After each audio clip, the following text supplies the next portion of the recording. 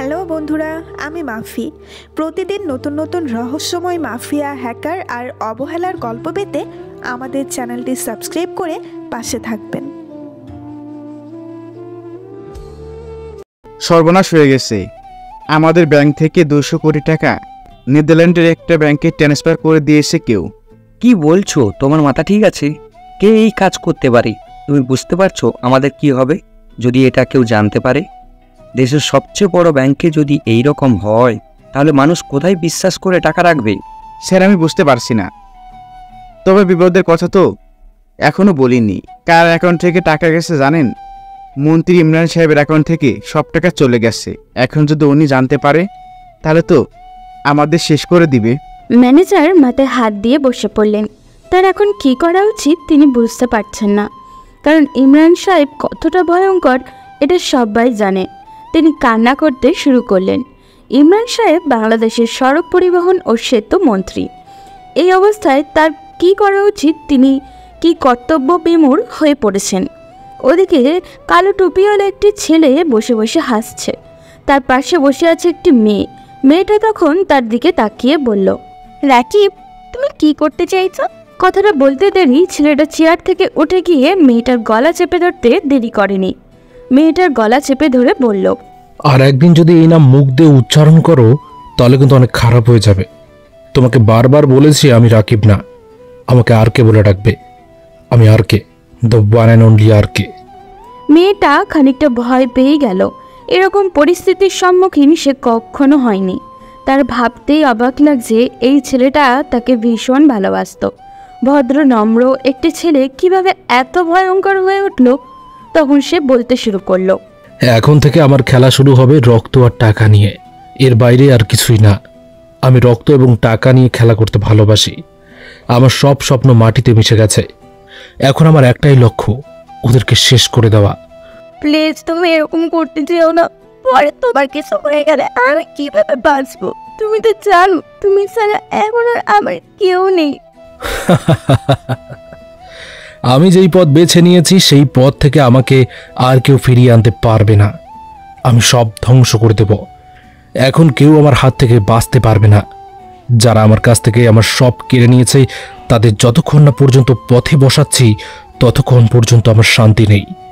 বলেই ছেলেটা মুখে একটি কালো মাস্ক পরে নিল। এরপর সামনের দিকে এগিয়ে যেতে শুরু করলো। মেয়েটা পিছন পিছন যেতে চাইলে দরজাটা বন্ধ করে দেওয়া হলো। বাইরে কয়েকটি গার্ড দাঁড়িয়ে আছে। ছেলেটা তখন ইশারা করলো সামনে দাঁড়িয়ে থাকা কয়েকটা কালো পোশাকধারী লোকের দিকে। তারা এগিয়ে আসলো, এসে পাশে দাঁড়ালো। সবার কার হাতেই রিভলভার। আর কে তখন তার লোকজনকে বলল, এখন আমি একা যাব। তোমাদের একটা কাজ দিচ্ছি। যদি কাজটা করতে না পারো তাহলে আর কে কতটা ভয়ঙ্কর হতে পারে সেটা তোমাদেরকে দেখিয়ে দেব। আজকে রাতের মধ্যে আমি শুভ এবং সিয়ামকে আমার চোখের সামনে দেখতে চাই। সামনে দাঁড়িয়ে থাকা লোকগুলোর হাত পা কাঁপতে শুরু করলো, কারণ আর কে কতটা ভয়ঙ্কর এটা তারা কিছুটা হলেও কল্পনা করতে পেরেছে। এই ছেলেটা শুধুমাত্র রক্ত আর টাকা নিয়েই খেলা করে। এর কাছে মায়া দয়া বলতে কোনো শব্দই নেই। যখন থেকে কাজ করতে এসেছে তখন থেকেই তার এটা দেখে আসছে। তার শুধু মাথা নাড়িয়ে হ্যাঁ বোধক সম্মতি জানিয়ে দৌড়ে বেরিয়ে গেল, কারণ তাদের হাতে সময় খুবই কম। ওদিকে ছেলেটা হাসতে হাসতে একটি বাইকে গিয়ে উঠল। বাইকটার গতি প্রায় 110-এর কাছাকাছি। রাস্তার আশেপাশের মানুষগুলো তাকিয়ে আছে। সাধারণত এই সব রাস্তায় এত দ্রুত কেউ চালায় না। তার গন্তব্য এখন কোথায় এটা কেউই জানে না। বাইক একটি বিশাল অফিসের সামনে দাঁড়ালো। আর কি বাইক থেকে নামতেই সামনে থেকে দুইটা গার্ড তার দিকে এগিয়ে আসলো, কিন্তু সে তার হাতে থাকা রিভলভার দিয়ে সরাসরি তাদের মাথায় গুলি করলো। তার সঙ্গে সঙ্গে মাটিতে লুটিয়ে পড়ল। এরপর আর কে ভিতরে ঢুকতে শুরু করলো। যেই তাকে থামাতে আসছে তার উপরে গুলি করা হচ্ছে। সবাই ভয়ে আতঙ্কে জমে গেছে। আর কি সোজা ভিতরে চলে গেল, গিয়ে সেই অফিসে বসে থাকা একটি ম্যানেজার মেয়ের মাথায় বন্দুক ধরল। এরপর বলল, আর্কের মাথা গরম হয়ে গেলে সবকিছু ধ্বংস করে দেব। তাই তোকে সময় দিলাম মাত্র 1 মিনিট। 1 মিনিটের ভেতরে বলবি ইমরান কোথায় লুকিয়ে আছে। সময়ের 1 সেকেন্ডের বাইরে চলে গেলে আর্কের বন্দুক থেকে গুলি বের হতে শুরু করবে। স্যার প্লিজ আমাকে মারবেন না, আমি জানি না, আমি যদি জানতাম তাহলে আমি আপনাকে বলে দিতাম। আমি এই ব্যাপারে কিছুই জানি না। উনি হঠাৎ করে আসেন, আমার কাছ থেকে শুধু হিসাব নিতেন, আমি তাকে টাকা পাঠিয়ে দিই, এর বাইরে আমি কিছুই জানি না। তুই না জানলে তুই এই পৃথিবীতে বেঁচে থেকে কি করবি?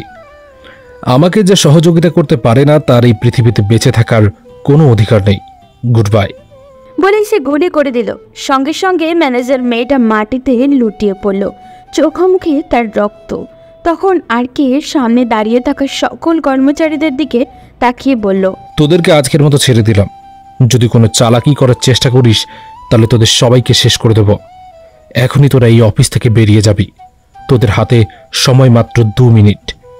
তোরা সবাই এই অফিসের বাইরে চলে যা। যত দূরে পারবি পালিয়ে চলে যাবি। যদি সময় নষ্ট করিস তাহলে জীবন হারাবি। কথাটা শোনা মাত্রই কর্মচারীরা চারিদিকে পালাতে শুরু করলো। যে যেভাবে পারছে পালাচ্ছে, কারণ জীবন বাঁচানো এখন তাদের একমাত্র লক্ষ্য। তবে তারা চলে যেতেই আর কে হাসতে হাসতে বাইরে বেরিয়ে আসলো। এরপর অফিসটার দিকে তাকিয়ে চিৎকার করে বলল, এই অফিসের জন্য আমার বাবা মা পরিবারের সবাইকে হারাতে হয়েছে। সবার রক্ত আমি নিজের হাতে স্পর্শ করেছি। আজ এই অফিসটা চূর্ণ বিচূর্ণ করে দেব। তৈরি থাক ইমরান, তোর জন্য এখনো অনেক বড় বড় সারপ্রাইজ অপেক্ষা করছে। আজকের পুরো দিনটা তোর জন্য আমি উৎসর্গ করলাম। আর কে আবার বাইকে উঠে গেল।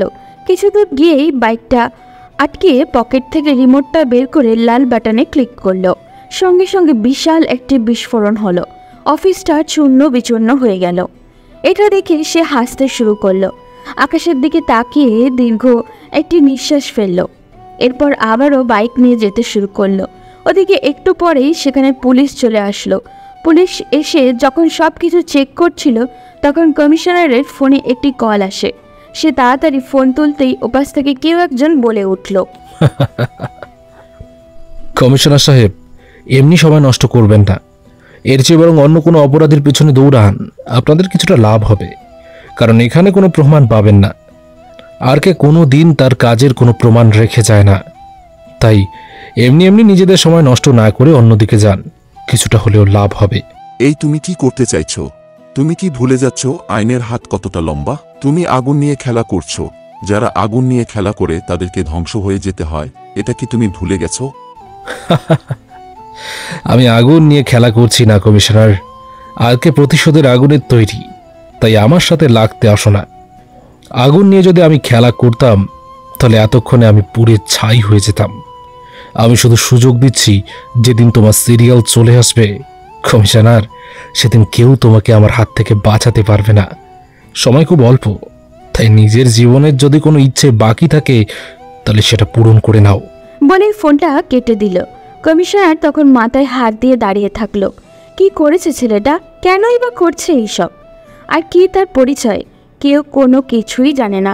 তবে তারা খুব ভালো করে বুঝতে পারছে এই ছেলেটাকে ধরা খুবই সহজ হবে না।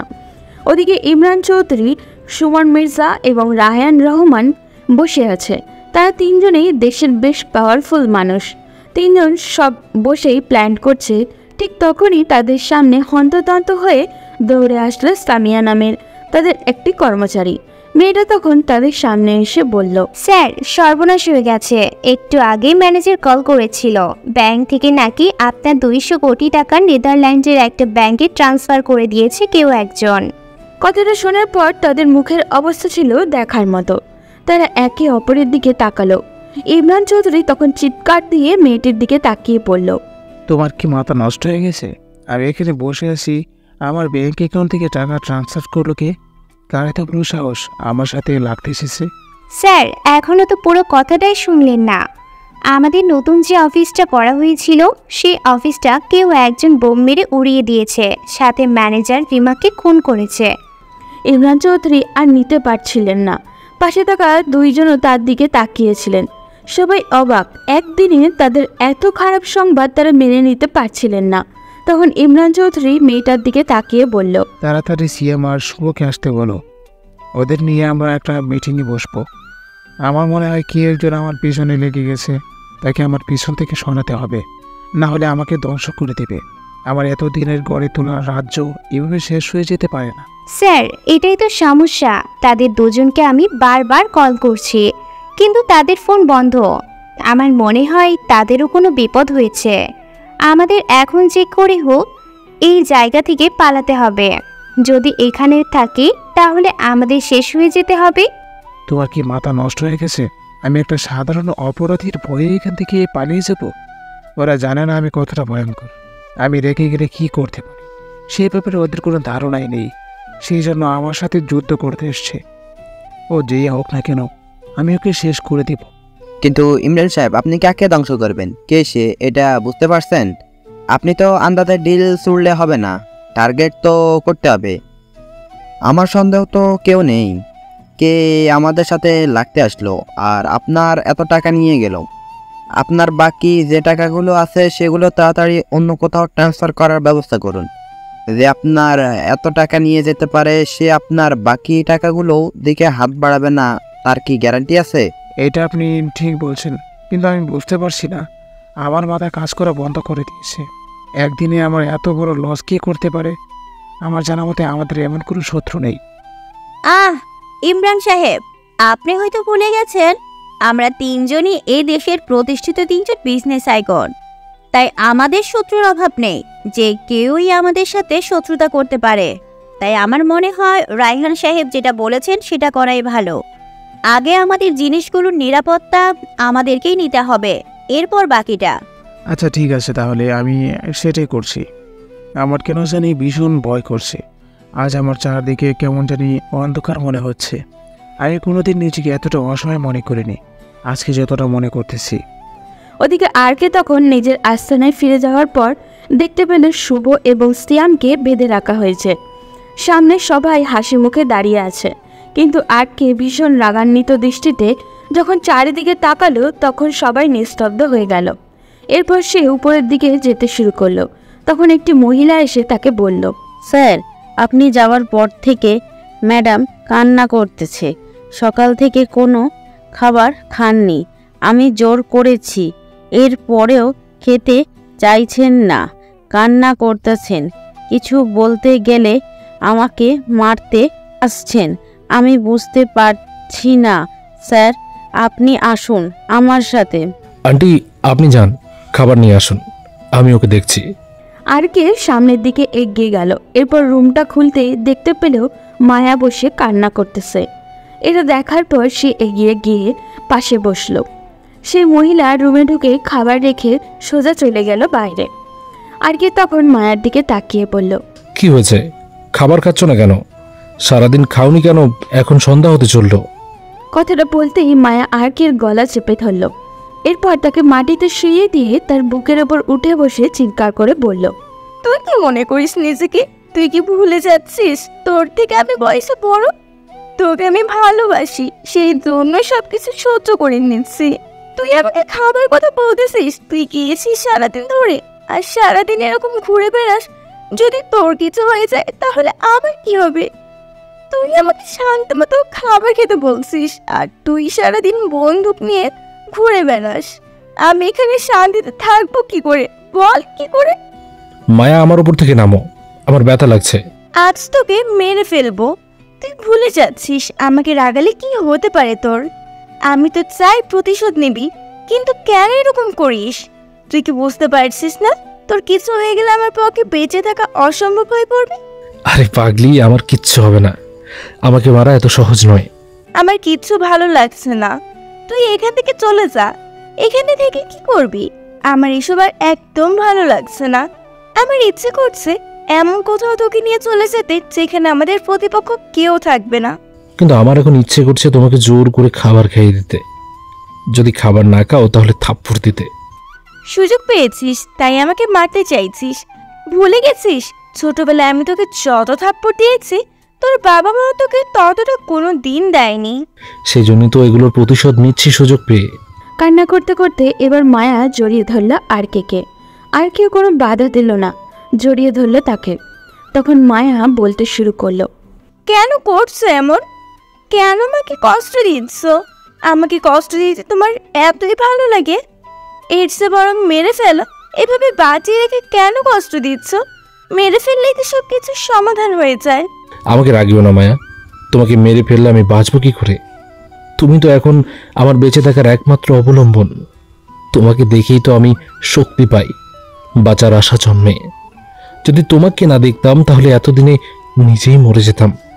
তাই এরকম কথা আর কখনো বলবে না।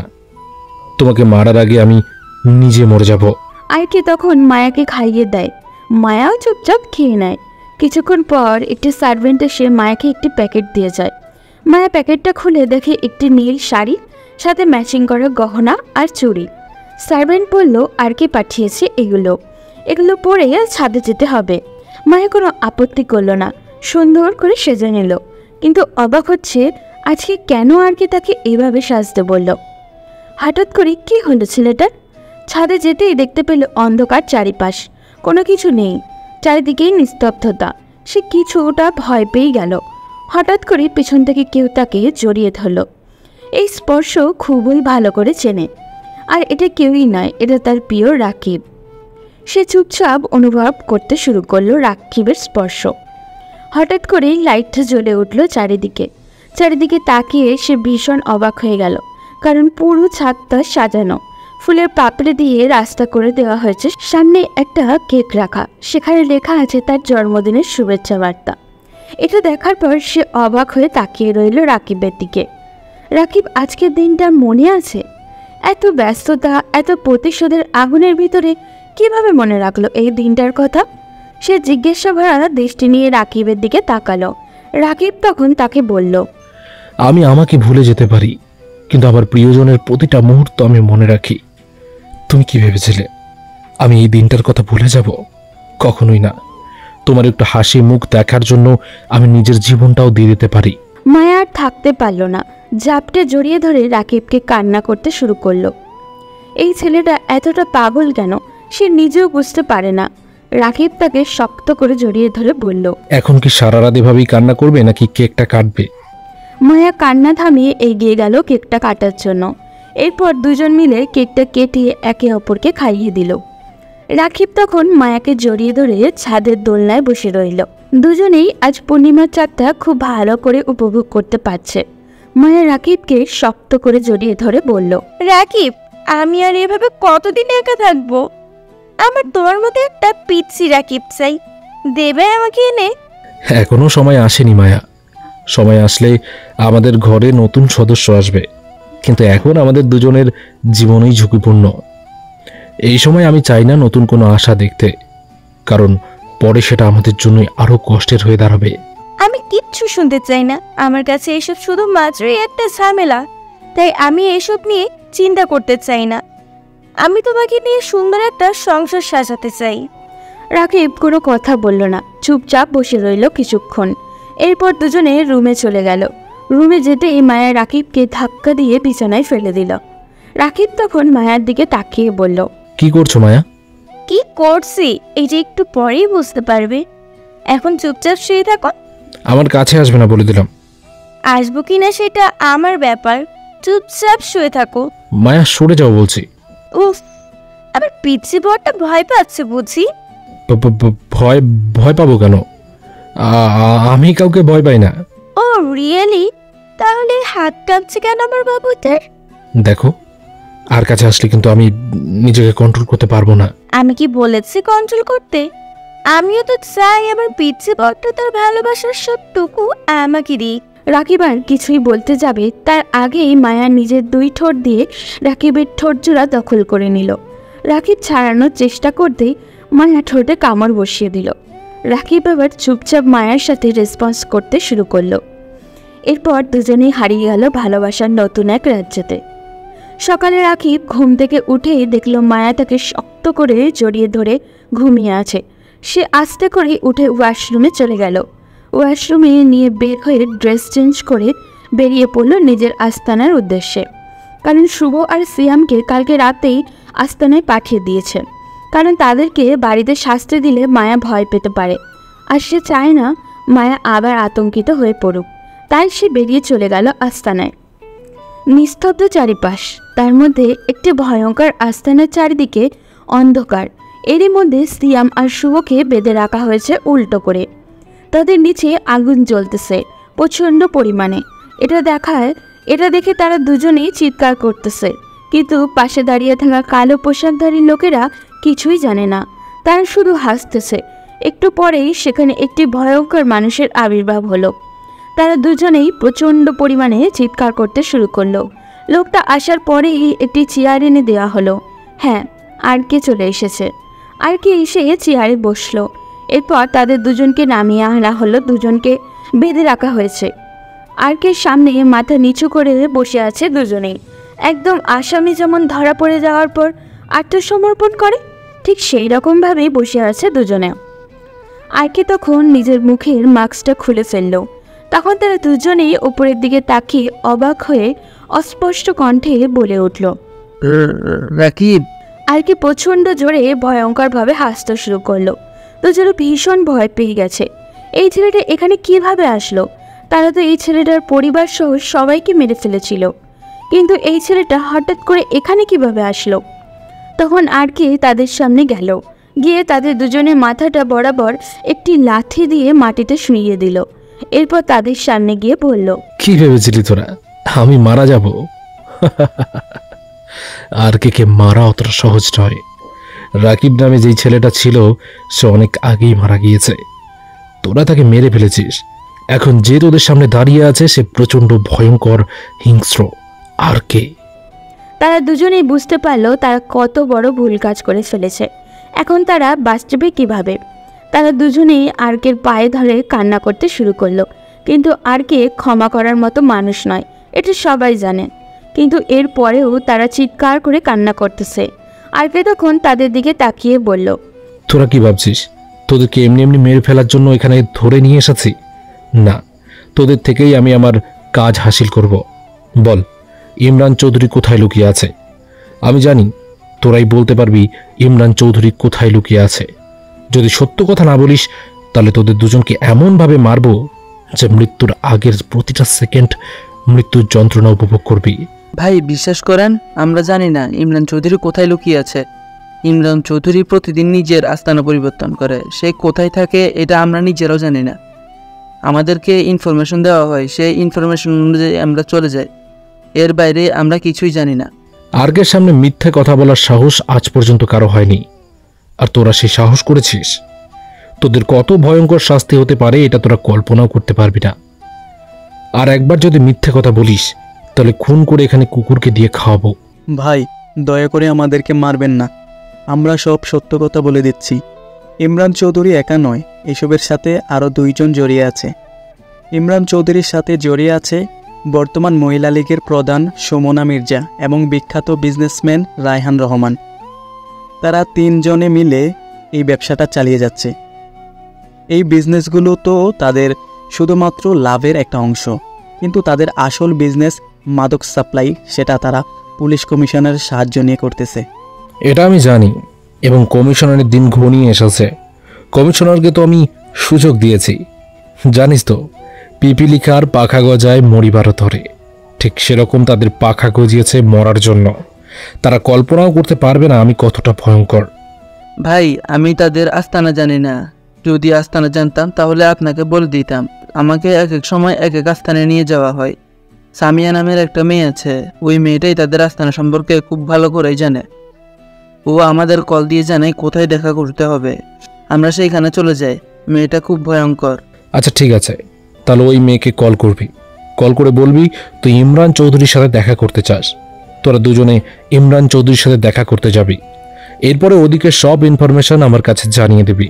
আচ্ছা ঠিক আছে ভাই, আমাদের প্লিজ মারবেন না, আমরা সব কিছু জানিয়ে দিব আপনার কাছে। আপনি যেভাবে বলবেন সেভাবেই কাজ করব। আমাদেরকে দয়া করে শুধু মারবেন না। আরকে রহস্যজনক দৃষ্টি নিয়ে তাদের দুজনের দিকে তাকালো। এরপর তাদের দুজনের কাছে গেল। পাশে গিয়ে দাঁড়াতেই দুজনের চোখে অন্ধকার দেখতে শুরু করলো। তারা দুজনেই অজ্ঞান হয়ে পড়ল। এরপর আরকে হাসতে শুরু করলো। তাদের দুজনকে একটি রুমে নিয়ে যাওয়া হলো। কিছুক্ষণ পরেই তাদের দুজনের জ্ঞান ফিরে আসলো। তখন আরকে তাদেরকে বলল, যাও, তোমরা তোমাদের কাজ চালিয়ে যাও। যখনই কোনো ইনফরমেশন পাবে আমার কাছে জানিয়ে দেবে। একটু দেরি করলেই কিন্তু তোমাদের দুজনের মৃত্যু হবে। তোমরা চিন্তাও করতে পারবে না আর্কের হাত কতটা লম্বা। আপনি কোনো চিন্তা করবেন না ভাই, আমরা সময় মতো আপনার কাছে সব কিছু পৌঁছে দেব। আমাদের প্রতি বিশ্বাস রাখতে পারেন। আর কে হাসলো, তার এই হাসির কারণ কেউই জানে না। তারা দুজনেই বেরিয়ে চলে গেল। এরপর সামিয়ার সাথে যোগাযোগ করলো। সামিয়া যখনই জানতে পারলো তারা দুজনেই বেঁচে আছে, তখন তারা দেখা করার জন্য একত্রিত হতে চাইল। এরই মধ্যেই ব্যাংক ম্যানেজার ধরে নিয়ে আসা হয়েছে ইমরান চৌধুরীর আস্তানায়। ইমরান চৌধুরী তাকে জিজ্ঞাসাবাদ করতে শুরু করলেন। ম্যানেজার ইমরান চৌধুরীকে বলল, স্যার বিশ্বাস করেন, আমরা এই টাকার ব্যাপারে কোনো কিছুই বলতে পারবো না। হঠাৎ করে ব্যাংকের সাইবার সিস্টেম কেউ একজন হ্যাক করে নেয়। আমরা অনেক চেষ্টা করেছি টাকাগুলো বাঁচানোর, কিন্তু কোনোভাবেই সম্ভব হয়নি।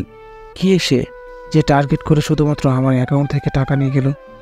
ও হ্যাকারের পরিচয় আমি জানতে চাই। ও কত বড় হ্যাকার হয়েছে সেটাও আমি দেখে নেব। ওই টাকাগুলো কি এখনও সে নিজের কাছে রেখেছে নাকি অন্য কোথাও নিয়ে গেছে সেটাই তো জানি না। সে টাকাগুলো নেদারল্যান্ডের একটা ব্যাংকে ট্রান্সফার করেছে। ওখান থেকে টাকা নিয়ে আসাটা অনেক কষ্টকর। আমার মনে হয় আপনি যদি ওই টাকা আনতে চান তাহলে ওর চেয়ে আরও ভয়ঙ্কর কোনো হ্যাকারের সাথে আপনি যোগাযোগ করুন। সেটা তোমাকে চিন্তা করতে হবে না, তুমি এখন নিজের কাজ করো। যাও, আমি ব্যবস্থা করতেছি। কার এত বড় সাহস ইমরান চৌধুরীর সাথে লাগতে আসে? ওকে এর উপযুক্ত শাস্তি পেতেই হবে। ও বুঝতে পারবে আমি কতটা ভয়ঙ্কর। ম্যানেজার চলে গেল। ওদিকে আর কে বসে আছে নিজের আস্তানায়। তার সামনে কয়েকটি লোক দাঁড়িয়ে আছে। সে কিছু একটা নিয়ে ভীষণ চিন্তিত। তখনই তার কাছে হঠাৎ করে কল আসলো। কল ধরতেই ওপাশ থেকে একটি লোক বলে উঠল, স্যার টাকাগুলো আমরা তুলে এনেছি, এই টাকাগুলো এখন কি করব? টাকাগুলো তোমরা বাংলাদেশে পাঠিয়ে দাও। এক অ্যাকাউন্টে ট্রান্সফার করবে না, এতে করে কিন্তু তারা সন্দেহ করতে পারে। আলাদা আলাদা করে কমপক্ষে 20টা অ্যাকাউন্টে ট্রান্সফার করো, 10 কোটি টাকা করে, যাতে করে সন্দেহ করতে না পারে। এরপরে সেই টাকাগুলো তুলে গরিব অসহায় মানুষদের বিলিয়ে দাও। ওদের ওই কালো টাকাগুলো এই গরিব মানুষদেরকে মেরে নেওয়া হয়েছে, তাই এই টাকাগুলোর উপর অধিকার শুধু ওই মানুষগুলোর। ওকে স্যার, আপনি কোনো চিন্তা করবেন না, আমি টাকাগুলো আপনার লোকজনের অ্যাকাউন্টে ট্রান্সফার করে দিচ্ছি, আপনি সাবধানে থাকবেন। আর কে ফিরিয়ে কোনো কথা বলল না, ফোনটা রেখে দিল। ওদিকে নেদারল্যান্ডে বসে থাকা আর্কের কর্মচারী আলাদা আলাদা 20টা অ্যাকাউন্ট টাকাগুলো ট্রান্সফার করে দিল এবং দেশে বসে থাকা তার কর্মচারীরা সেই টাকা তুলে গরিব অসহায় মানুষদের বিলিয়ে দিল। যাদের বাড়িঘর নেই তাদের বাড়িঘর বানিয়ে দিল। ওদিকে সিয়াম এবং শুভ চলে গেছে সিয়ামের দেওয়া ঠিকানা অনুযায়ী ইমরান চৌধুরীর আস্তানায়। সেখানে গিয়ে দেখতে পেলেও পুলিশ কমিশনারও বসে আছে। তারা সবাই মিলে একটা মিটিংয়ের ব্যবস্থা করেছে। সেখানে যাওয়ার পর ইমরান চৌধুরী তাদেরকে দেখে বলে উঠল, তোমাদের আর আক্কেল জ্ঞান কোনোদিন হবে? আমি এত বড় একটা বিপদের মধ্যে আছি, আমার অফিসকেও একজন ঢুকে পুড়িয়ে দিয়েছে, আর তোমরা দুজনে কোথায় ছিলে? স্যার কি বলবো, আমাদের কেউ একজন আক্রমণ করে আমরা তাকে দেখতে পাইনি। হঠাৎ করে আমাদের উপর আক্রমণ করেছে। আমরা দুজনের রাস্তার মধ্যে শুয়েছিলাম। যখন জ্ঞান ফিরল তখন আমরা সামিয়ার সাথে যোগাযোগ করার চেষ্টা করি এবং আপনার সাথে দেখা করতে এসেছি। কি বলছো, তোমাদের উপর আক্রমণ করা হয়েছে? কে তোমাদের উপর আক্রমণ করলো? আর যে আক্রমণ করলো সে তোমাদের না মেরে এভাবে ফেলে চলে গেল কিভাবে?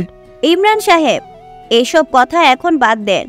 এখন আসল কথা বলেন, যে কথা বলার জন্য তাদেরকে এখানে ডেকে নিয়ে এসেছেন। এসব কথা পরেও বলা যাবে। এটা আপনি ঠিক বলছেন ম্যাডাম। আমার টাকা নিয়ে চলে গেছে কেউ একজন হ্যাক করে। আমাদের সেই টাকা ফিরিয়ে আনতে হবে এবং আমাদের বাকি যে টাকাগুলো আছে সেই টাকাগুলোর একটা ব্যবস্থা করতে হবে।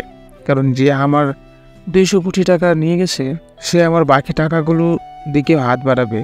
তাই আমি চাচ্ছি তোমরা সবাই মিলে এমন একজন হ্যাকারকে খুঁজে বের করো যে আমার টাকাগুলো ফিরিয়ে এনে দিতে পারবে এবং কে আমার টাকাগুলো নিয়ে গেছে তাকে খুঁজে বের করে এনে দিতে পারবে। কিন্তু এমন কেউ তো আমাদের দেশে আছে বলে আমার মনে হয় না।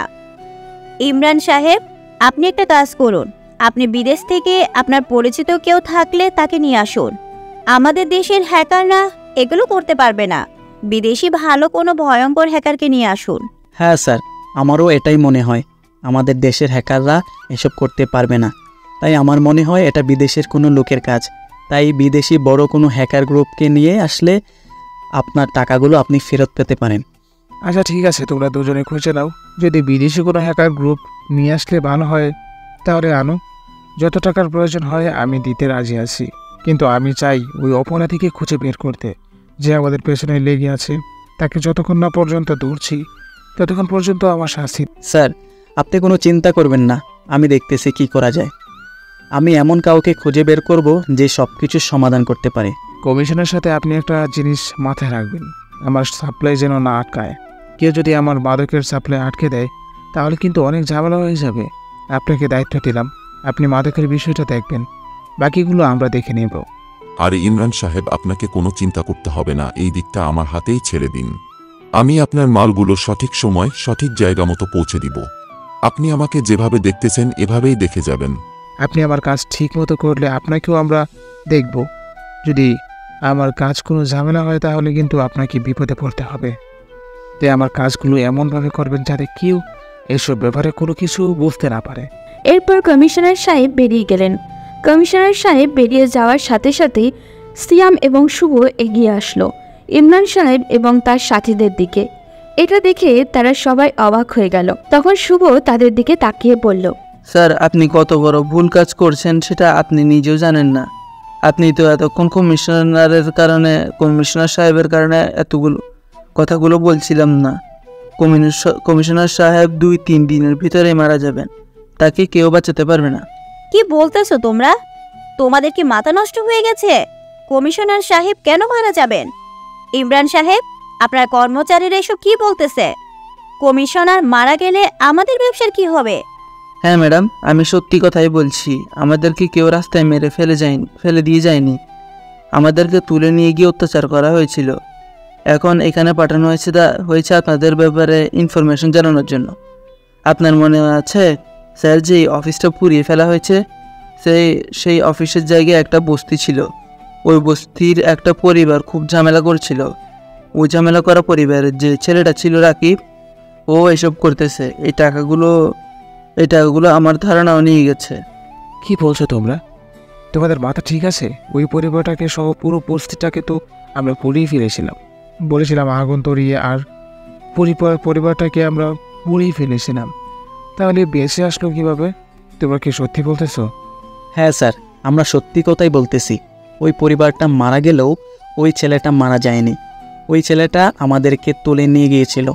আমরা তাকে সরাসরি নিজের চোখে দেখেছি। আমাদেরকে এখানে পাঠিয়েছে আপনাদের ব্যাপারে ইনফরমেশন তার কাছে পাঠানোর জন্য। তখন তারা সবাই অবাক হয়ে গেল, কি করে এই ছেলেটাকে বাঁচাতে পারে। আপনারাও হয়তো কিছুই বুঝতে পারছেন না। তাহলে চলুন 2 বছর আগের ঘটনা থেকে একটু ঘুরে আসি, তাহলে এসবের কারণটা আপনাদের কাছে পরিষ্কার হয়ে যাবে। আজ থেকে 2 বছর আগের ঘটনা।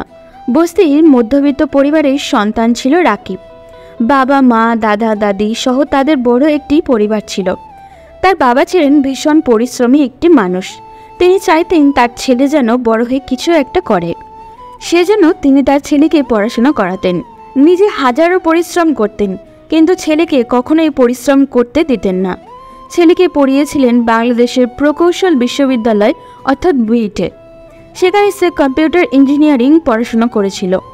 তার একমাত্র চাচাতো বোন ছিল মায়া। দুজনেই ছোটবেলা থেকে একে অপরকে ভালোবাসত। মায়া রাকিবের চেয়ে বয়সে বড় ছিল, কিন্তু তাদের পরিবারে এত কোনো আপত্তি ছিল না, কারণ পুরো পরিবারে তারা এক ছেলে আর এক মেয়ে। তারা চাইছিল না এদেরকে আলাদা করতে, তাই তারা বিয়েটাও সেরে নেয়। কিন্তু হঠাৎ করে একদিন জানতে পারে তাদের এই বস্তিটা থাকবে না, এই বস্তিটাকে উঠিয়ে দেওয়া হবে। সেখানে একটি বিশাল অফিস করা হবে এবং সাথে একটি ফ্যাক্টরিও করা হবে। কিন্তু তাদের সবার কাছে এই বস্তির কাগজপত্র সব কিছুই ছিল। সেজন্য তারা প্রতিবাদ করতে শুরু করে, কিন্তু কোনোভাবেই সমাধান হচ্ছিল না। রাকিব ছিল সব কিছুর মূলে। রাকিব এবং তার বাবা মা মিলে পুলিশের কাছে দৌড়াদৌড়ি করতে শুরু করে, যে কারণে তাদের পরিবারের উপরেই মূল নজর পড়ে সবার। তারা বিভিন্নভাবে তাদের বস্তিটা বাঁচানোর চেষ্টা করে, কিন্তু কোনোভাবেই সেটা সম্ভব হচ্ছিল না। রাকিব যেহেতু শিক্ষিত ছিল, সেজন্য সে বিভিন্ন অফিসে যেতে শুরু করলো। ইমরান চৌধুরী এবং তার সাথে থাকা বাকি 2 জন যে করেই হোক এই বস্তিটাকে নিজেদের দখলে নিতে চাইছিল। ইমরান চৌধুরী যেহেতু একজন মন্ত্রী, সেজন্য তার পাওয়ার ছিল অনেক বেশি। একদিন রাতে সবাই মিলে নিশ্চিন্তে ঘুমিয়েছিল। হঠাৎ করে চিৎকার চেঁচামেচি শুরু হয়। বস্তির ঘরগুলো খুব ঘন ঘন, যার ফলে এক বাড়িতে আগুন লাগার পরে দ্রুত অন্য বাড়িতে ছড়িয়ে পড়ে। আগুন আগুন বলে সবাই চিৎকার করছিল, কিন্তু কেউই কোনো কিছু বুঝে ওঠার আগে পুরো বস্তিতে আগুন লেগে যায়। 200টা পরিবার সেদিন আগুনে পুড়ে মারা যায়। যখন আগুন রাকিবের ঘরে লেগে যায় তখন রাকিব এবং মায়া শুয়েছিল। রাকিবের পাশের রুমে গিয়ে দেখতে পেল তার বাবা মা সহ সবাই পুড়ে গেছে। তার রুমে আগুন আসতেই সে মায়াকে কোলে তুলে বাইরে বেরিয়ে আসতে যায়। মায়া তখন চিৎকার করে কান্না করতে বলল, রাকিব, আমরা চলে যাব কেন? বাবা মা ওই রুমে আছে। বাবা মার কি হয়েছে? ওদেরকে বের করতে হবে। রাকিব প্লিজ, আমরা এইভাবে স্বার্থপরের মতো তাদের রেখে পালিয়ে যেতে পারি না। রাকিব সেদিন শুধু কান্নাই করেছিল, কোনো কথা বলতে পারেনি, কারণ সে মায়ার ঘুম থেকে ওঠার আগেই দেখতে পেয়েছে তার বাবা মা পুড়ে গেছে, কিন্তু মায়াকে সেটা জানায়নি। মায়াকে নিয়ে চলে আসে বাইরে। চোখের সামনে সেদিন দেখেছিল তার আত্মীয় স্বজন সবাই পুড়ে যাওয়ার দৃশ্য। সেদিন থেকে সে মনে মনে প্রতিশোধের আগুন জ্বালিয়ে রেখেছিল। এই লোকগুলোর কাছ থেকে সে প্রতিশোধ নেবে। আস্তে আস্তে সেই 2টা বছর নিজেকে পরিপক্ত করেছে। আগে থেকে সে হ্যাকিং বিষয়ে ভালো করেই জানত এবং সেটাকেই আরেকটু পাকা করেছে। 2 বছর সে সাইবার কমিউনিটিতে নিজের আতঙ্ক হিসাবে সবার সামনে উপস্থাপনা করেছে।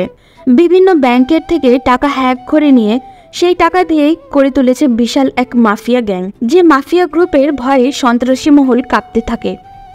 তার একটি চিৎকারে হাজারো অপরাধী ভয়ে কাঁপন ধরে যায়। তখন তার একটাই লক্ষ্য ইমরান চৌধুরী এবং তার সাথে থাকা সবাইকে শেষ করে দেওয়া।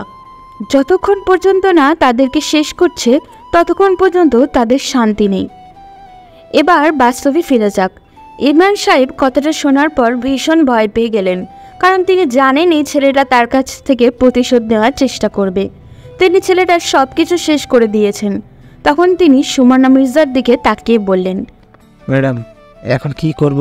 আমার তো মাথা কাজ করে বন্ধ করে দিয়েছে। এই ছেলেটা কীভাবে বেঁচে ফিরল? ছেলেটাকে তো আমরা শেষ করে ফেলেছিলাম। আর যদি ও বেঁচে ফিরে থাকে তাহলে এতদিন কেন অপেক্ষা করলো? মিস্টার ইমরান চৌধুরী, আমার মনে হয় ছেলেটা এতদিন ধরে অপেক্ষা করছিল সুযোগের, এবং এখন সে সুযোগ পেয়েও গেছে, তাই আমাদের উপর আক্রমণ করেছে। তাই আমাদের এখন যা করার তা খুব ভেবে চিন্তে করতে হবে, কারণ ছেলেটা যথেষ্ট শিক্ষিত ছিল আর সে বুয়েটে পড়াশোনা করত। তাই আমার মনে হয় আপনার টাকাগুলো ও নিয়ে নিয়েছে। এখন আমি আস্তে আস্তে সব কিছু বুঝতে পারছি। ওই ছেলেটা আমাদের হাত থেকে বাঁচতে পারবে না। ও একবার বেঁচে গিয়েছে, তাই বলে যে বারবার বেঁচে যাবে এরকমটা না। ওকে শেষ করব। এরপর তারা সবাই মিলে প্ল্যান করতে বসলো। সন্ধ্যার পর তাদেরকে একটি মাদকের সাপ্লাই আসার কথা ছিল, সেজন্য তারা অপেক্ষা করছিল। ওদিকে সিয়াম এবং শুভ কল করলো আরকের কাছে। আরকে তখন নিজের বাসায় বসেছিল। হঠাৎ করে তার কাছে কল আসতেই সে ফোনটা রিসিভ করলো। তখন উপাস থেকে শুভ বলে উঠল, ভাই, আমরা একটা ইনফরমেশন জানতে পেরেছি। বর্ডারের কাছাকাছি তাড়াতাড়ি চলে যান, ওইখানে ইমরান চৌধুরী একটা মাদকের সাপ্লাই আছে। একটু পরে ওখানে গিয়ে ওটা আটকান। পুলিশ কমিশনার ওখানে থাকবে, ওখান থেকে পুলিশ কমিশনারকেও ধরতে পারবেন। আচ্ছা ঠিক আছে, এভাবেই আমাকে ইনফরমেশন দেবে। যে কোনো কিছু জানার সাথে সাথে আমাকে জানিয়ে দেবে। তোমরা নিশ্চিন্তে থাকতে পারো, তোমাদের কোনো ক্ষতি আমি করব না যতক্ষণ আমাকে ইনফরমেশন দেবে। যদি আমার সাথে বেইমানি করার চেষ্টা করো তাহলে কিন্তু শেষ করে দেব। ভাই, আপনি কোনো চিন্তা করবেন না। আমাদের এত সাহস হয়নি আপনার সাথে বেইমানি করব। আপনার সাথে বেইমানি করে কি আমরা নিজেদের জীবন বিপদে ফেলবো নাকি? আপনি নিশ্চিন্তে থাকতে পারেন। বলেই ফোনটা রেখে দিয়ে তারা হাসতে শুরু করলো। ওদিকে আরকে তখন রহস্যজনক একটি হাসি দিয়ে তার লোকজনকে বলল, তোমরা সবাই বর্ডারের কাছাকাছি চলে যাও। ওখানে ইমরান চৌধুরীর একটা মাদকের সাপ্লাই আসার কথা আছে। যদি ওখানে পুলিশ কমিশনারকে পাও তাহলে তাকে ধরে নিয়ে চলে আসবে। আমি অন্য একটা জায়গায় যাচ্ছি। সামনে দাঁড়িয়ে থাকা লোকগুলো তখন বন্দুক হাতে নিয়ে বেরিয়ে চলে গেল। ওদিকে শুভ আর সিয়াম তখন একে অপরের দিকে তাকিয়ে হাসতে শুরু করলো। তখন শুভ বলল, এবার ওই আর কে বুঝতে পারবে আমরা কতটা ভয়ঙ্কর। আমাদেরকে অত্যাচার করেছে, তাই না? এখন ওকে ভুল রাস্তায় পাঠিয়ে দিয়েছি। ওদের ওখানে যাওয়ার পর ইমরান চৌধুরীর লোকেরা ওকে শেষ করে দেবে। তা যা বলেছিস ভাই, ওর কত বড় সাহস আমাদেরকে বেঁধে নিয়ে গিয়ে অত্যাচার করে। ও ভেবেছিল আমরা ইমরানের সাথে বেইমানি করে ওকে সব ইনফরমেশন দিয়ে দিব, কিন্তু আমরা যে ইমরান চৌধুরীর টাকা খেয়ে ওকে উল্টো ভুল পথে চালিয়ে দিয়েছি এটা বুঝতেও পারিনি। বলেই তারা দুজনে বিকট শব্দ করে হাসতে শুরু করলো। ওদিকে বর্ডারের কাছে পৌঁছাতেই আর্কের লোকজন দেখলো কয়েকটি লোক বন্দুক হাতে নিয়ে দাঁড়িয়ে আছে। তারা তাদের উপরে আক্রমণ করতেই আর্কের প্রশিক্ষণপ্রাপ্ত গুন্ডারা তাদেরকে গুলি করতে শুরু করলো। আর্কের প্রতিটা কর্মচারী খুব ভালো করে প্রশিক্ষণ প্রাপ্ত, সেজন্য তারা ওদেরকে কিছুই করতে পারল না, সবাই শেষ করে দিল। ওদিকে সমুদ্রের তীর দিয়ে ট্রাকে করে মাদক নিয়ে আসছিল ইমরান চৌধুরীর কর্মচারীরা। সামনেই পুলিশ কমিশনারের গাড়ি। তখন রাস্তার পাশে দেখতে পেল একটি গাছ ফেলে রাখা রয়েছে, রাস্তা আটকানো। এটা দেখে পুলিশ কমিশনারও গাড়ি থেকে নামলো, চারিদিকে তাকাতে শুরু করলো। না, বৃষ্টি ঝড় কোনো কিছুই তো হয়নি, তাহলে রাস্তার মাঝখানে গাছটা ফেলে গেল কে? তারা ঘুরতে শুরু করলো, কিন্তু হঠাৎ আশেপাশে কাউকেই দেখতে পেল না। হঠাৎ ভীষণই ধোঁয়া চারপাশ থেকে আসতে শুরু করলো।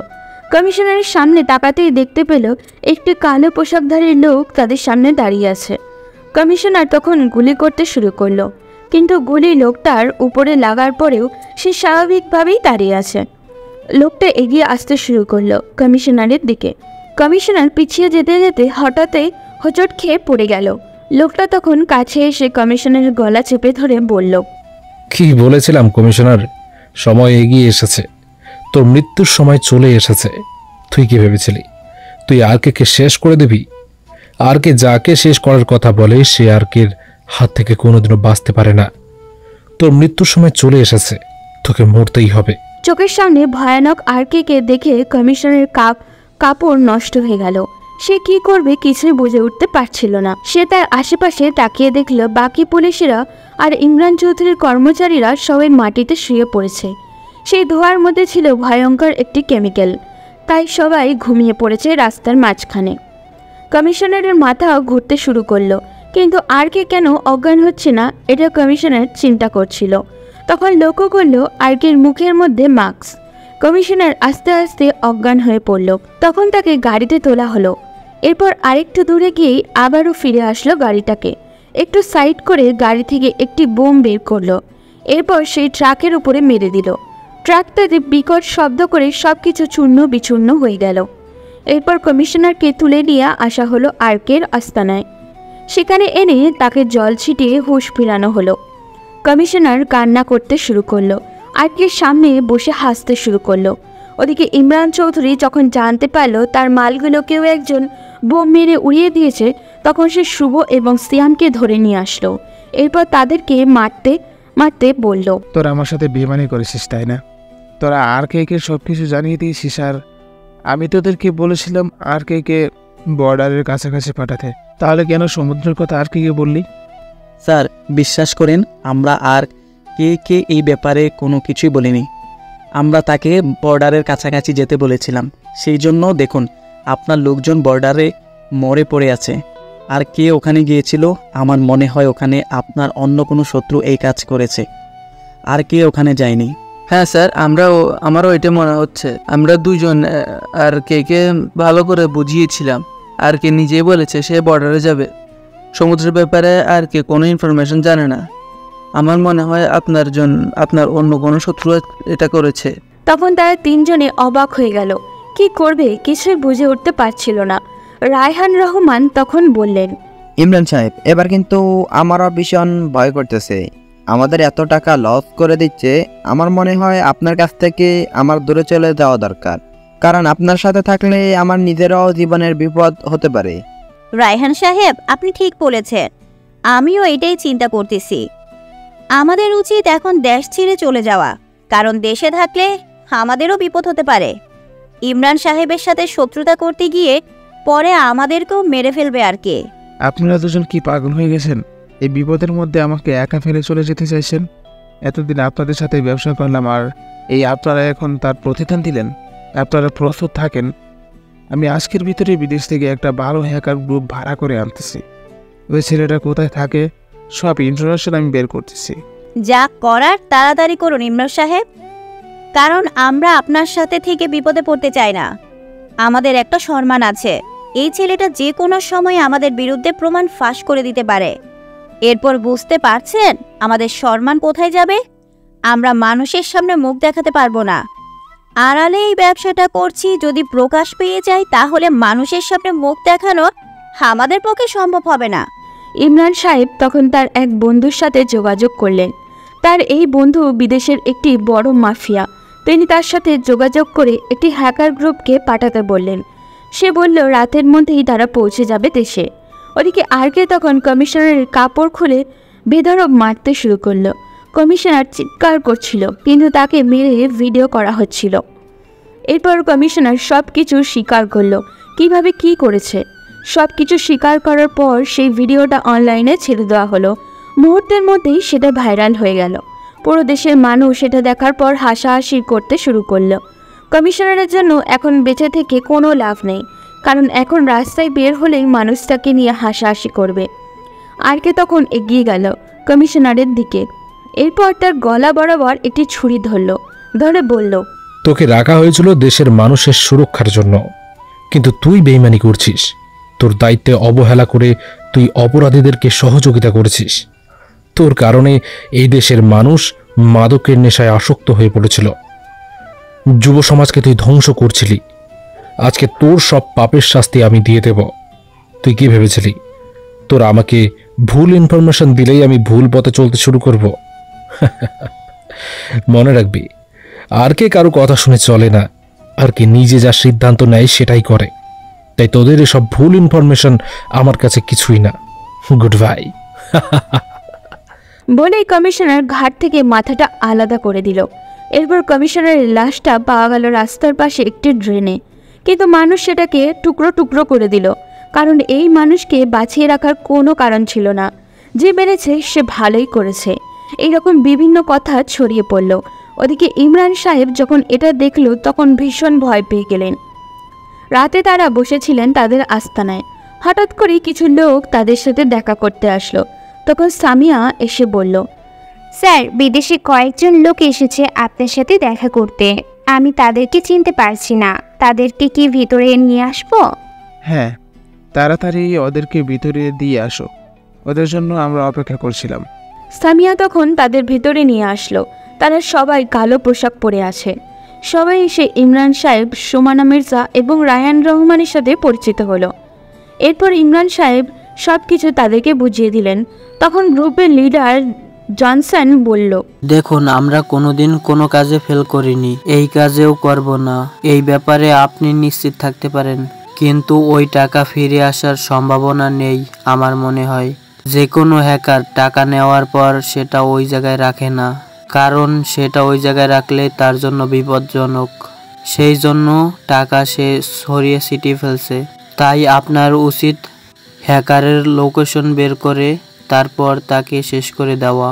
যা করার হয় করুন, ওই ছেলেটার ইনফরমেশন আমি চাই। ওকে যতক্ষণ না পর্যন্ত শেষ করছি ততক্ষণ পর্যন্ত আমার শান্তি নেই। আমার বুম হারাম করে দিয়েছে ওই ছেলেটা। এটা আমাদের হাতের খেল, আপনি কোনো চিন্তা করবেন না। কিন্তু আমাদেরকে প্রতি ঘন্টায় 2 কোটি টাকা করে দিতে হবে।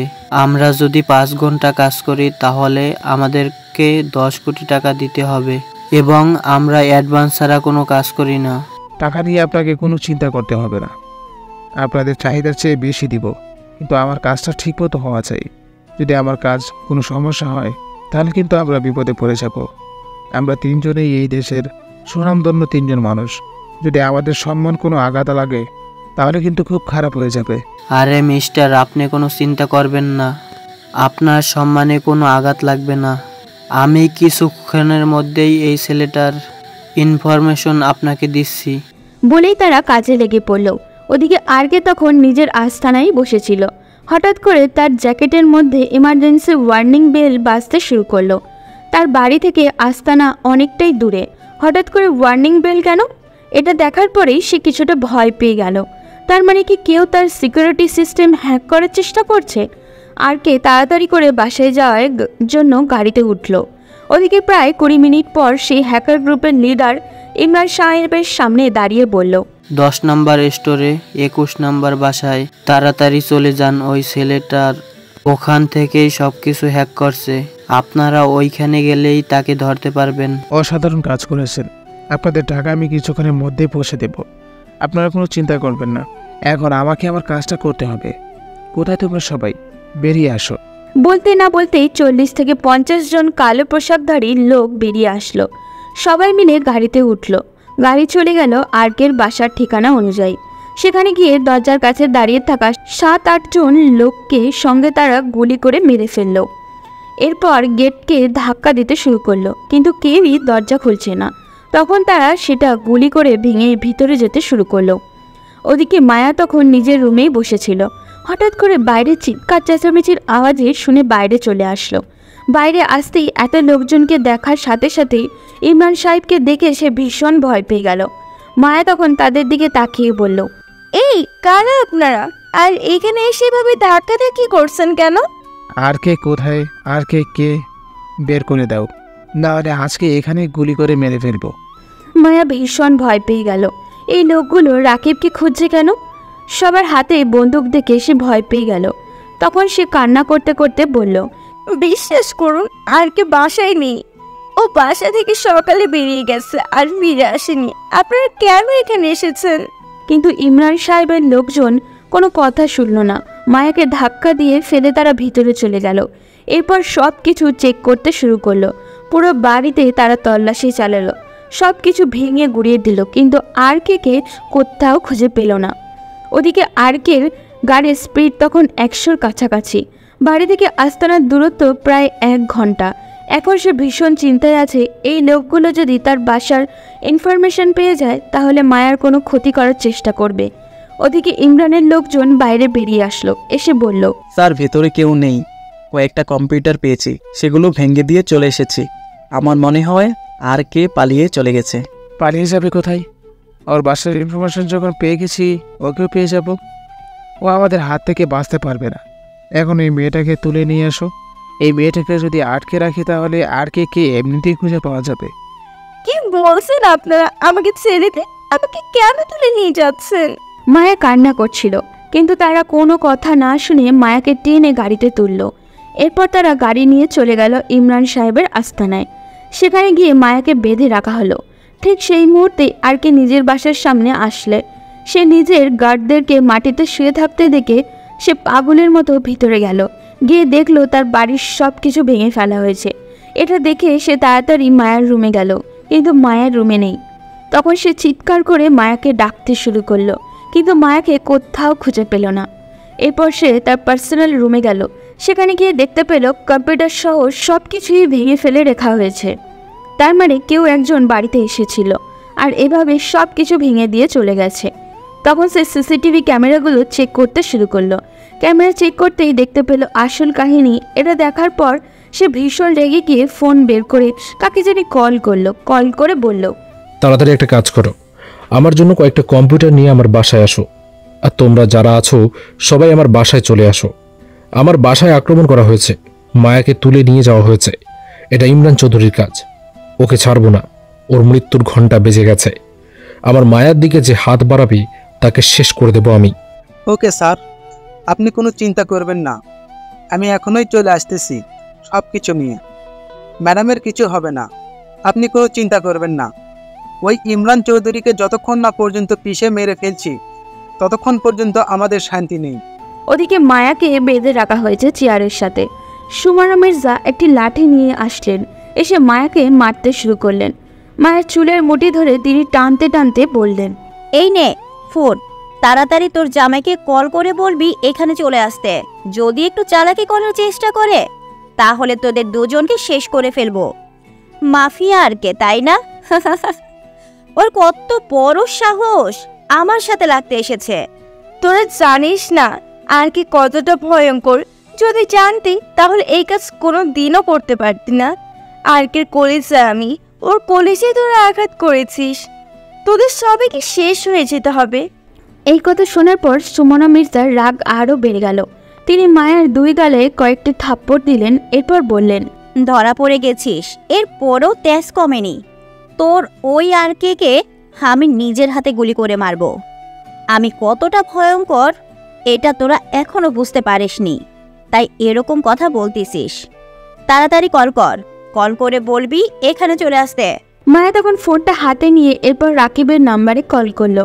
রাকিব তাড়াতাড়ি করেই ফোনটা রিসিভ করতেই মায়ের কণ্ঠ শুনে সে বলতে শুরু করলো, মায়া মায়া, তোমাকে কোনো চিন্তা করতে হবে না, আমি তোকে বাঁচিয়ে নিয়ে আসব। আমি জানি তোমাকে ওরা ধরে নিয়ে গেছে, তুমি নিশ্চিন্তে থাকতে পারো, আমি আসছি, ভয় পেও না। মায়া কিছু বলতে যাবেই তার আগেই ইমরান চৌধুরী মায়ের হাত থেকে ফোনটা কেড়ে নিল। এরপর হাসতে শুরু করলো, হাসতে হাসতে বলল, বস্তির ছোট লোক এখন নাকি মাফিয়া হয়েছে। তা এতই যখন পাওয়ার, তাহলে চলে আমার দেওয়ার ঠিকানায়। যদি চালাকি করার চেষ্টা করিস তাহলে তোর বউকে আমরা শেষ করে দেব। আসতে তো আমাকে হবেই। ইমরান চৌধুরী, তুই সাপের লেজে পা দিয়েছিস, ছবল তো তোকে খেতেই হবে। তোকে যদি শেষ না করেছি তাহলে আমার নামও আর কে নয়। তুই আমাকে চিনতে পারিসনি, আমি কতটা ভয়ঙ্কর সেটা যদি তুই জানতি তাহলে এই কাজটা তুই কোনোদিনও করতে পারতিস না। তোর লোকজন যেভাবে মরেছে তার চেয়ে 1000 গুণ কষ্ট দিয়ে তোকে মারব। ছোট লোকের বাচ্চা, একবার ভাগ্যের জোরে বেঁচে গিয়েছিলি, কিন্তু প্রতিদিন ভাগ্য তোর সহায় হবে না। তুই কি ভেবেছিস তোকে আমরা এইভাবে ছেড়ে দেব? তোর জন্য আপ্যায়নের ব্যবস্থা করেছি, তাড়াতাড়ি চলে আয়। যত দেরি করবি তত এই মেয়েটা কষ্ট পাবে। ইমরান, মায়ার কিছু করবি না, যদি ওর গায়ে একটা স্পর্শ করিস তাহলে তোকে আমি শেষ করে দেব। ও আচ্ছা, তাই নাকি? তাহলে শেষ কর, আমিও ওকে আঘাত করতেছি। বলেই ফোনটা স্পিকারে দিল আর সুমনা মির্জা মায়ার চুল ধরে টানতে শুরু করলো। মায়া তখন চিৎকার করে উঠল। মায়ের চিৎকার শুনে রাকিবও চিৎকার করে ইমরান চৌধুরীকে নিষেধ করতে শুরু করলো, কিন্তু ইমরান চৌধুরী হাসতে হাসতে ফোনটা রেখে দিল। রাকিব ফোনটা মাটিতে ছুঁড়ে মারল। এরপর তার লোকজনের অপেক্ষা করতে শুরু করলো। সবাই আসার পর রাকিব তখন তার বিশ্বস্ত একজন কর্মচারীকে বলল, তুমি আগে আমার কম্পিউটারটা দাও, আর তোমাকে যে রিমোটটা লুকিয়ে রাখতে বলেছিলাম সেই রিমোটটা নিয়ে আসো। আজকে ওদেরকে শেষ করে দেব। ওরা কি ভেবেছে আমার সাথে বেইমানি করে ওরা বেঁচে যাবে? ওদের ফাঁদে ওদেরকে যতক্ষণ না ফেলছি ততক্ষণ আমার নাম আর কে নয়। ওকে স্যার, আমি আপনার প্ল্যানটা বুঝতে পেরেছি। এই নিন, আপনার জন্য সব কিছু রেডি করে এনেছি। আরকে তখন তার ভেঙে যাওয়া কম্পিউটারের প্রিন্ট ড্রাইভগুলো সহ সব কিছু খুঁজে নিয়ে আসলো। এরপর সেগুলো নিজের কম্পিউটারে লাগিয়ে ইমরান চৌধুরীর ট্রান্সফার করা ব্যাংক অ্যাকাউন্টগুলো থেকে সব টাকা আবারও পাঠিয়ে দিল বিভিন্ন অ্যাকাউন্টে। সেখানে তার কর্মচারীরা বসে আছে, সবাই সেগুলো তুলে নিল। এরপর আরকে বেরিয়ে পড়ল আসল অপরাধীদের শাস্তি দিতে, অর্থাৎ ইমরান চৌধুরীর আস্তানার দিকে যেতে শুরু করলো। ইমরান চৌধুরী জানতেন রাকিব আটকানো এখন তার জন্য ভীষণ কষ্টের হয়ে যাবে, সেজন্য তিনি তার সকল কর্মচারীকে রেডি করে রাখলেন। আরকে একটি বাইক করে যাচ্ছে, সামনের গাড়িতে তার লোকজন। 3টা গাড়ি সামনে চলে যাচ্ছে, আরকে বাইকে করে পিছনে আসছে। ইমরান চৌধুরীর আস্তানার কাছাকাছি যেতে বাইক থেকে আরকে নেমে পড়ল। নেমেই কোথায় জানি অদৃশ্য হয়ে গেল। ওদিকে ইমরান চৌধুরীর আস্তানায় গিয়ে গাড়ি থেকে নেমে কালো পোশাকধারী লোকগুলো এগিয়ে যেতে শুরু করলো আস্তানার দিকে। ওখানে বাইরে দাঁড়িয়ে থাকা গার্ডদেরকে অনবরত গুলি করে মেরে ফেললো। এরপর ভিতরে যেতে শুরু করলো। ভিতরে ঢুকতেই সবাই দুই পাশে দাঁড়ালো। মাঝখানে একজন লম্বা কালো পোশাক পরে মাথায় টুপি দিয়ে কালো মাস্ক পরে দাঁড়িয়ে আছে। তখন শুভ বলে উঠল, স্যার, ওই মাঝখানে যে দাঁড়িয়ে আছে ও হচ্ছে আর কে, ওই এসব করে বেড়াচ্ছে, ওকে শেষ করে দিন। ইমরান চৌধুরী তখন এগিয়ে গেল আরকের দিকে। এরপর তাকে যখন স্পর্শ করতে যাবে তখনই পেছন থেকে কেউ একজন গুলি করলো। সঙ্গে সঙ্গে ইমরান চৌধুরীর লোকজন গুলি করতে শুরু করলো। বিশাল এক যুদ্ধ বেড়ে গেল তাদের মধ্যে। ওদিকে পিছন থেকে হঠাৎ করে মায়াকে কেউ তুলে বাইরে নিয়ে আসলো, বাইরে চেয়ার সহ। বাইরে আসতেই মায়া চিৎকার করতে শুরু করলো। তখন মুখোশ খুলে রাকিব মায়াকে জড়িয়ে ধরে বলল, মায়া, তোমাকে কোনো চিন্তা করতে হবে না, তুমি যাও, তাড়াতাড়ি গাড়িতে ওঠো। ওখানে ড্রাইভারকে বলে দেওয়া হয়েছে তোমাকে নিয়ে ওই এয়ারপোর্টে চলে যাবে। তুমি ওখানে গিয়ে অপেক্ষা করতে থাকো, আমি এদেরকে শেষ করে আসছি। আমরা দুজনে আজকে সুইজারল্যান্ডে যাব। রাকিব, তুমি এইখানে? তাহলে ভেতরে তোমার পোশাক পরে মারামারি করছে। ওকে মায়া, এত কথা বলার সময় নেই, তুমি তাড়াতাড়ি যাও, গাড়িতে ওঠো, না হলে ওরা বাইরে চলে আসবে। ওরা বুঝে যাবে সবকিছু আমি প্ল্যান করে এসেছি। তুমি যাও, তাড়াতাড়ি গাড়িতে ওঠো। মায়া আর কোনো কথা বলল না, গাড়িতে উঠে বসলো। এদিকে রাকিব তখন ভিতরে ঢুকলো, আবার মাস্ক পরে।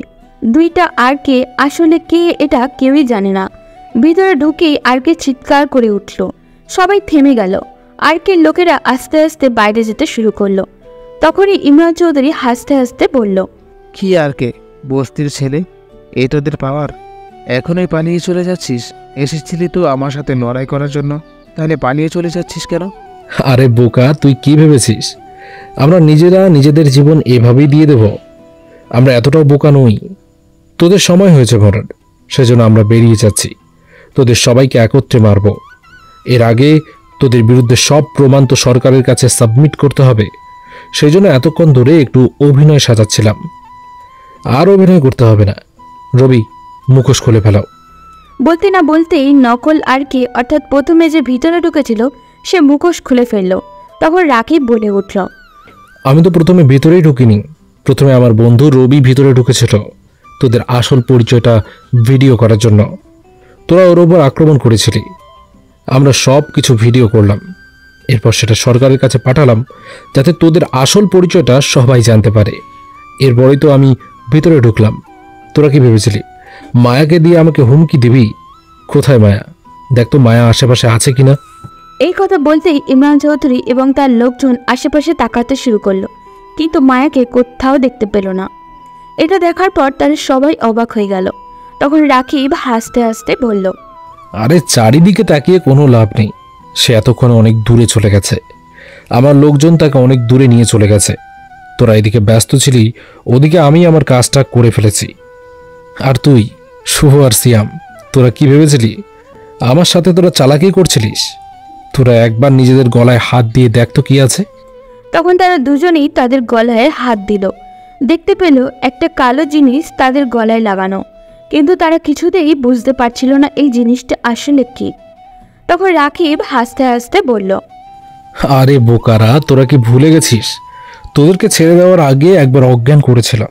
সেই অজ্ঞান করার পরেই আমি একটা বিশেষ মাইক্রোচিপ তোদের গলায় সেট করে দিয়েছি।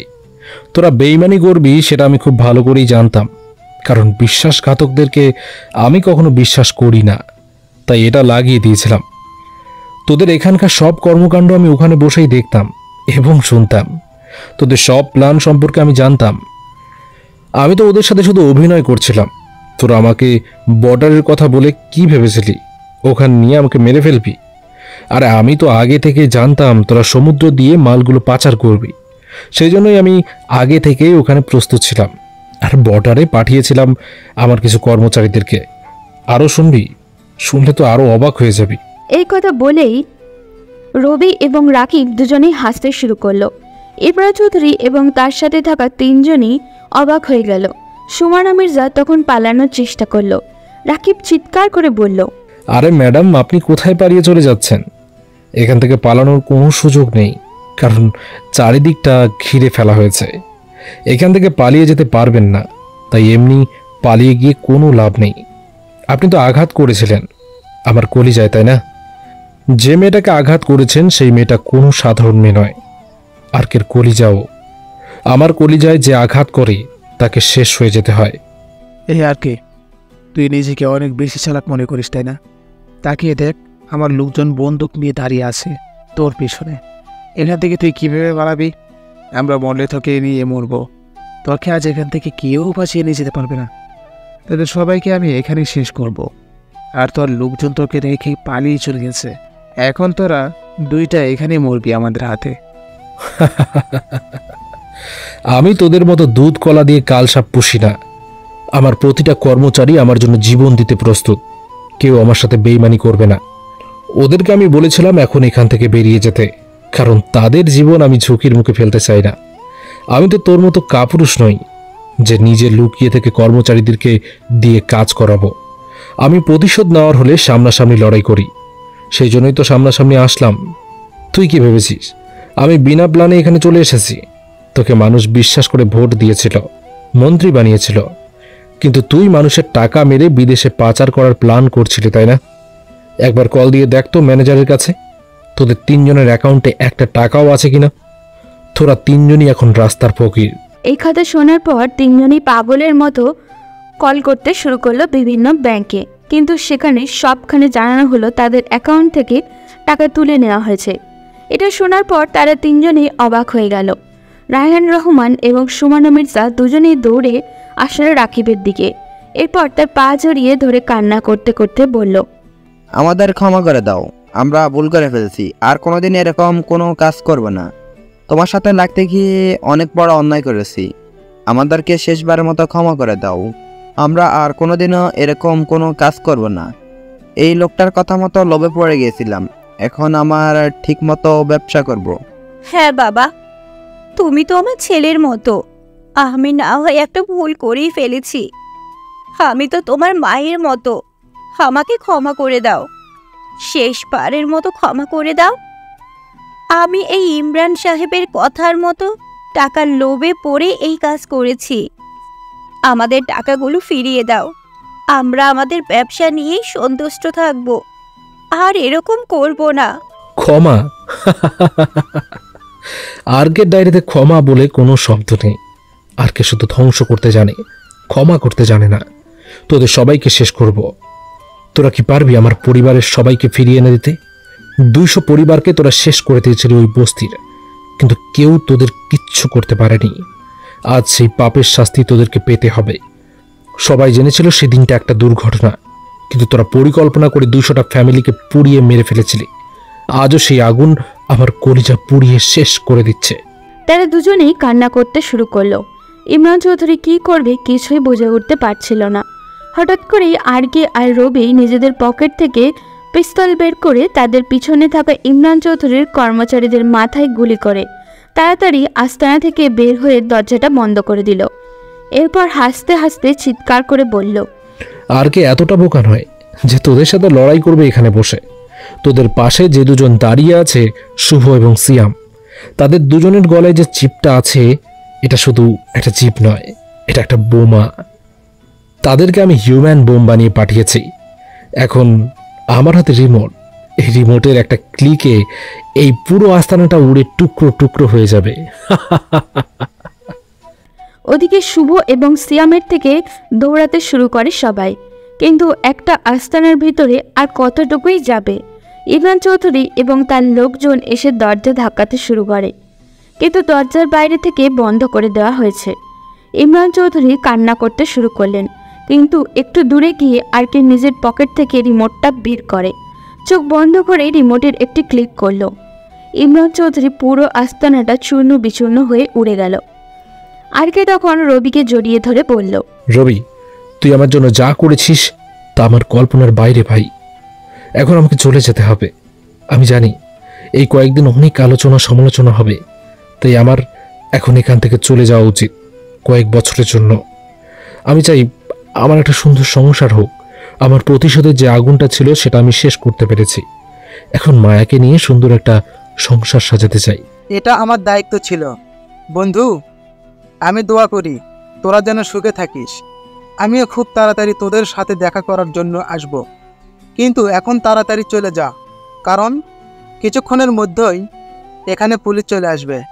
যদি কোনোভাবে জানতে পারে তাহলে এয়ারপোর্ট তোদেরকে আটকানোর চেষ্টা করবে, তাই তোরা তাড়াতাড়ি দেশের বাইরে চলে যা। রাকিব তখন গাড়িতে উঠে গেল। গাড়ি চলে গেল এয়ারপোর্টে। সেখানে মায়া অপেক্ষা করছিল। রাকিবকে দেখেই সে দৌড়ে এসে জড়িয়ে ধরে কান্না করতে শুরু করলো। রাকিব তখন তাকে জড়িয়ে ধরে বলল, আরে আরে পাগলি, কান্না করছো কেন? এখন থেকে আর আমাকে আরকে বলে ডাকতে হবে না। এখন থেকে রাকিব বলেই ডাকবে, কারণ কারণ আমি আমার প্রতিশোধের নেশা শেষ করতে পেরেছি। আজ আজ আমার প্রতিশোধ গ্রহণ শেষ হয়েছে। ওদের সবাইকে আমি শেষ করে দিয়েছি। আজ আমার বাবা মায়ের আত্মার শান্তি পাবে। তারা নিশ্চিন্তে আজ থাকতে পারবে। তাদের ছেলে তাদের দেওয়া কথা রাখতে পেরেছে। এই দিনটার জন্য কত দিন ধরে অপেক্ষা করছিলাম, আজকে সেই দিনটা চলে আসলো। এখন থেকে আমি আর কোনো সন্ত্রাসীর বউ না, এখন থেকে আমি একটা ভদ্র সভ্য ছেলের বউ, যে শুধু মানুষের উপকার করতে পারে, কারো ক্ষতি করতে পারে না। আমি চিন্তা করেছি কিছুদিন আমরা দেশের বাইরে থাকব। দেশে এখন থাকলে বিভিন্ন ঝামেলা হতে পারে, বিভিন্নভাবে আমাদের সন্দেহ করতে পারে। তাই আমরা কিছুদিন সুইজারল্যান্ডে চলে যাব। ওখানে গিয়ে আমরা সুন্দর একটা সংসার সাজাবো। এই কথা শুনে মায়া আরও শক্ত করে রাকিবকে জড়িয়ে ধরল। মায়ার ছোটবেলা থেকেই স্বপ্ন ছিল যদি তাদের টাকা হয়ে যায় তাহলে তারা সুইজারল্যান্ডে চলে যাবে, কিন্তু এইভাবে এই মুহূর্তে এসে স্বপ্ন পূরণ হবে সে কল্পনাও করতে পারেনি। তখন সে রাকিবকে বলল, তুমি এরকম একটা পরিস্থিতিতেও আমার স্বপ্নের কথা মনে রেখেছো, আমার স্বপ্নের দেশে আমাকে নিয়ে যেতে চাইছো। বললাম না আমি নিজেকে ভুলে যেতে পারি, কিন্তু আমার প্রিয়জনের প্রতিটা স্বপ্ন আমি নিজের স্বপ্ন বলে লালন করি, প্রতিটা ইচ্ছাকে আমি নিজের ইচ্ছে বলে উপলব্ধি করি। তাই তোমার ইচ্ছেগুলো পূরণ করার দায়িত্ব আমার। এখন চলো, সময় হয়ে গেছে, একটু পরেই আমাদের ফ্লাইট। তারা দুজনে গিয়ে বিমানবন্দরের ঝামেলা শেষ করে বিমানে উঠল। 20 মিনিট পর বিমান আকাশে উঠল।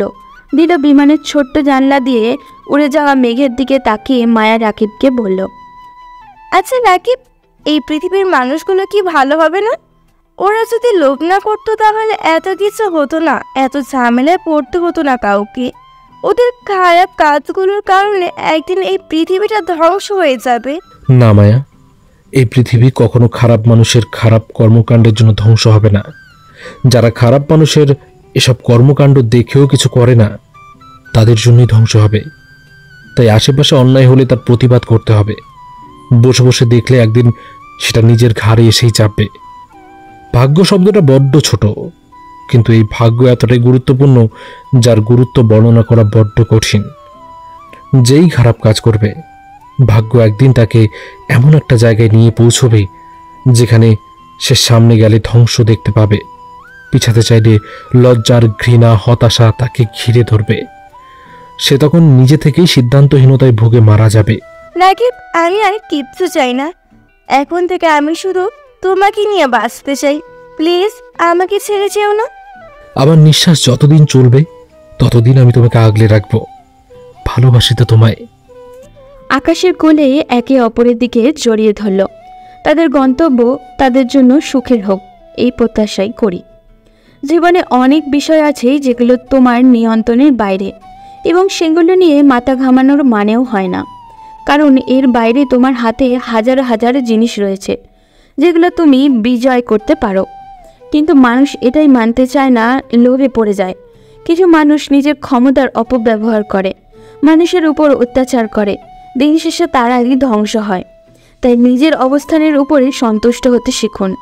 মনে রাখবেন, নিজের হাতের উপার্জিত একটি রুটি অন্যের দয়ার দেওয়া কোরমা পোলাওয়ের চাইতেও উত্তম। তাই নিজের ভাগ্য নিজেই করুন, পরিশ্রম করুন, সফলতা নিজেই আপনার কাছে আসবে। আজ এই পর্যন্তই, দেখা হবে পরবর্তী কোনো গল্পতে।